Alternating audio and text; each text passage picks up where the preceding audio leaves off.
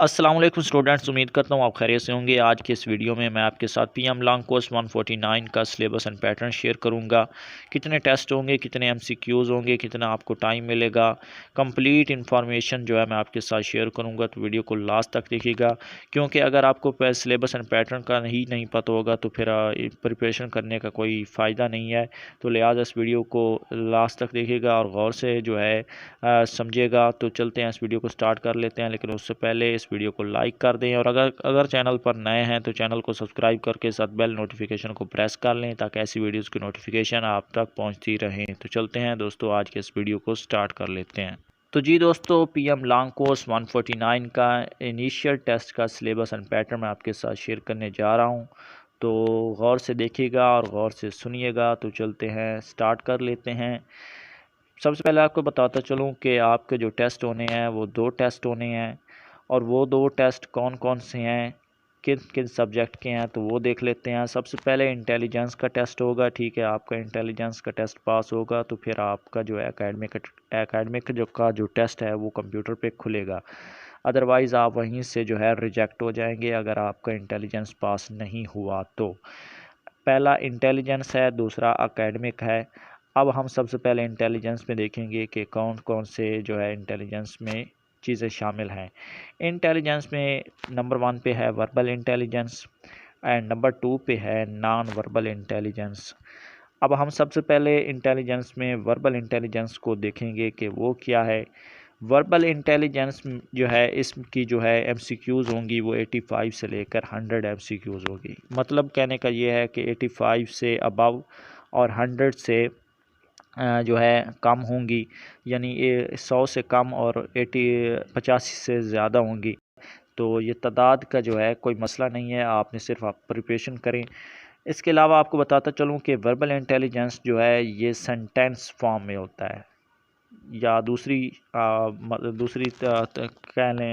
शक्ल कह लें तो इसकी टेक्स्ट फॉर्म की सूरत में जो है वर्बल इंटेलिजेंस के क्वेश्चन होते हैं। अब इसको समझने के लिए मैं आपको 2 एग्जांपलें भी दूंगा। तो पहली एग्जांपल को देख लेते हैं कि टेक्स्ट फॉर्म या सेंटेंस फॉर्म क्या चीज़ होती है। पहली एग्जांपल है कि व्हाट विल कम नेक्स्ट। अब ये आगे एक सीरीज़ दी गई है कि हमने इसको देखना है और इससे अगला जो है अदद कह लें, या इससे अगला जो आने वाला है अदद, उसको हमने यहाँ पे 4 ऑप्शन में से जो है सिलेक्ट करना है करेक्ट ऑप्शन। तो यहाँ पे व्हाट विल कम नेक्स्ट, आगे इसके क्वेश्चन मार्क के आगे आप देखें तो यहाँ पे एक सीरीज़ स्टार्ट हो रही है 1/5, उसके बाद है 2/5, उसके बाद है 3/5 और उसके बाद है 4/5 के आगे है क्वेश्चन मार्क। यानी इससे आगे क्या होगा। तो इससे आगे मैंने नीचे 3 ऑप्शन आपको दिखाई दे रहे हैं। ए में है 6/5, बी में है 5/5, सी में है 6/5। अगर आप यहाँ पे देखें तो यहाँ पे सीरीज़ को देखें गौर से तो 1/5, 2/5, 3/5, 4/5। अगर आप ओवर के ऊपर वाला जो अदद है वो तब्दील हो रहा है, लेकिन ओवर के नीचे वाला अदद जो है वो 5, 5, 5 ही आ रहा है। तो हमने भी ऊपर वाला अदद जो है उसको चेंज करना है, ओवर के नीचे वाले को वही 5 रहेगा। तो यहाँ पे 4/5 है, इससे आगे 5/5 होगा तो इसका लिहाजा जो है बी ऑप्शन जो है इसका करेक्ट है। तो ये होता है टेक्स्ट फॉर्म में या सेंटेंस फॉर्म में क्वेश्चन। तो ये वर्बल इंटेलिजेंस की मिसाल थी। अब मिसाल नंबर 2 को देखते हैं, कंप्लीट द सीरीज़। जैसा कि नीचे सीरीज़ मैंने आपको लिखी नज़र आ रही है आपको कि 27, 25, 23। इससे अगला जो अदद है वो हमने ख़ुद फाइंड करना है। तो ए ऑप्शन में आपको 21, बी ऑप्शन में 18 और सी ऑप्शन में 15 नज़र आ रहा है।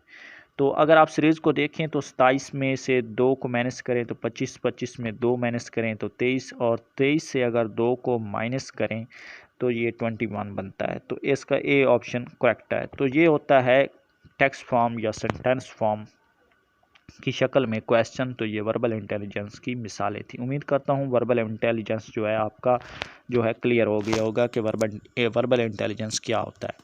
आगे चलते हैं, नॉन वर्बल इंटेलिजेंस के बारे में बात करते हैं। तो इसके भी जो MCQs होगी वो भी 85 से लेकर 100 के दरमियान जो है आपकी MCQs होंगी। ठीक है, टाइम की बात करें तो टाइम के बारे में आप ना सोचें, टाइम इतना आपको दिया जाता है, अगर आप प्रिपरेशन करके जाएं तो उस टाइम के अंदर जो है आप आसानी जो है क्वेश्चन को हल कर सकते हैं। ठीक है, तो टाइम के बारे में आप ना सोचें, सिर्फ ये जो है आपको पता होना चाहिए कि नॉन वर्बल क्या है, वर्बल इंटेलिजेंस क्या है। अब नॉन वर्बल के बारे में बात करें तो ये पैटर्न फॉर्म में होता है, इमेजेस की शक्ल में जो है क्वेश्चन होते हैं। अब ये भी आप सोच रहे होंगे कि ये इमेजेस या पिक्चर्स की सूरत में किस तरह क्वेश्चन होते हैं, तो इसके लिए भी मैंने 2 एग्जांपलें आपके लिए लाया हूँ। तो सबसे पहले एग्जांपल को देख लेते हैं। बहुत ही सिंपल सी मैंने एग्जांपल दी हैं। तो ये क्वेश्चन है, ठीक है, जो आप देख रहे हैं यहाँ पे एक चकोर है और उसके अंदर एक तीर है, और तीर जो है इस वक्त राइट जो है सिमत में है। फिर अगले डब्बे जो है, अगले बॉक्स में देखें तो तीर जो है वो बिलो हो गया है, यानी डाउन जानिब उसका जो तीर का निशान है वो नीचे की जानिब है। ठीक है, तीसरी शक्ल में आप देखें तो चकोर के अंदर जो है, यानी बॉक्स के अंदर जो है वो तीर जो है वो लेफ़्ट जानिब हो गया है।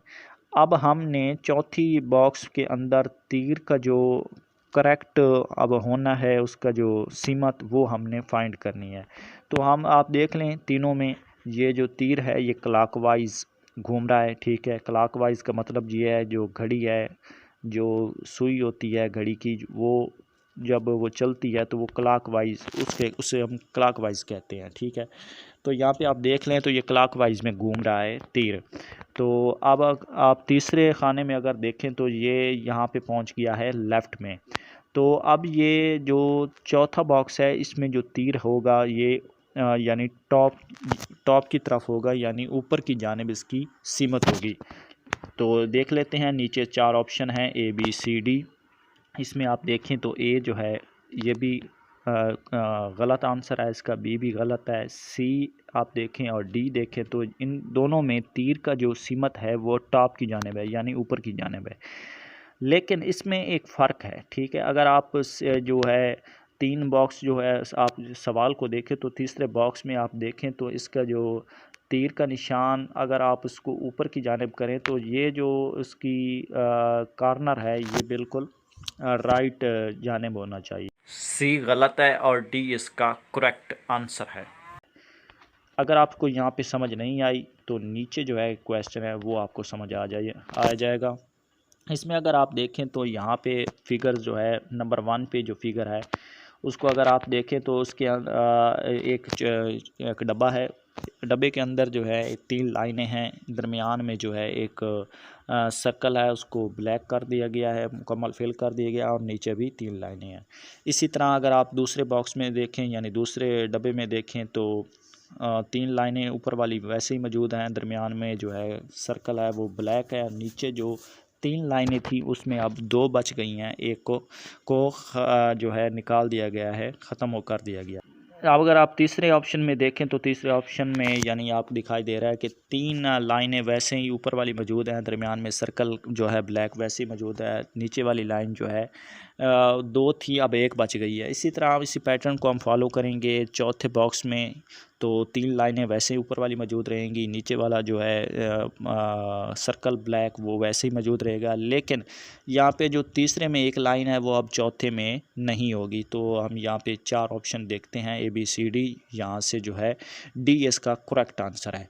तो ये थे नॉन वर्बल इंटेलिजेंस। अब एकेडमिक के बारे में बात करेंगे, यानी इंटेलिजेंस आपका क्लियर हो जाएगा तो फिर एकेडमिक टेस्ट आपका स्टार्ट होगा। इंटेलिजेंस में मैंने आपको नॉन वर्बल अनवर्बल के बारे में बताया।